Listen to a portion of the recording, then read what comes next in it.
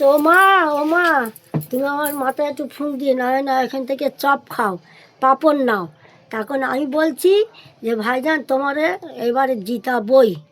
কোথা থেকে জিতাবে? হ্যাঁ, কোথা কোথা থেকে জিতাবো? 5টা ভোট গুড়ি নিয়ে তুলে ভাঙড়ে জিতবে ভাইজান? হ্যাঁ, ভাইজান ভাঙড় ছাড়া কোথাও জিততে পারবো, জিতবো অন্য জায়গাও জিততে পারবে, ভাইজান ছাড়া কেউ নেই। ভাঙড়ে জিতবে ভাইজান? হ্যাঁ। আচ্ছা, তুমি কোনোদিন এমএলএ এর হাত থেকে কিছু হাতে করে পেয়ে খেয়েছো না কি? না, কেউ দেয়নি, ভাইজান ছাড়া আমার কেউ দেয়নি। এই মেয়ে বলে এই আমার ছাড়া, এই ছেলে আমার ছাড়া আর কেউ আমার দেয়। আচ্ছা, ভাইজানের সাথে কথা বলে ভালো লেগেছে? হ্যাঁ, আর ভাইজান ছাড়া আমি চিনি না। 26-এ কি ভাঙড়ে ভাইজান জিতবে? হ্যাঁ, ভাইজান জিতবেই, ভাইজান আল্লাহ ছাড়া কেউ নেই, আল্লাহ জিতাবে। আচ্ছা, তুমি একজন হিন্দু সম্প্রদায়ের মানুষে ভাইজানকে ভোট দেবে? হ্যাঁ, ভোট দেবো। ভাইজানকে ভালো লাগে? হ্যাঁ, ওকে। ভাইজানকে ছাড়া আমি চিনি না, ও তো আমার ছেলে। আচ্ছা। মা বলে কে ডাকে বলো তো? কোনো বলে ডেকেছে?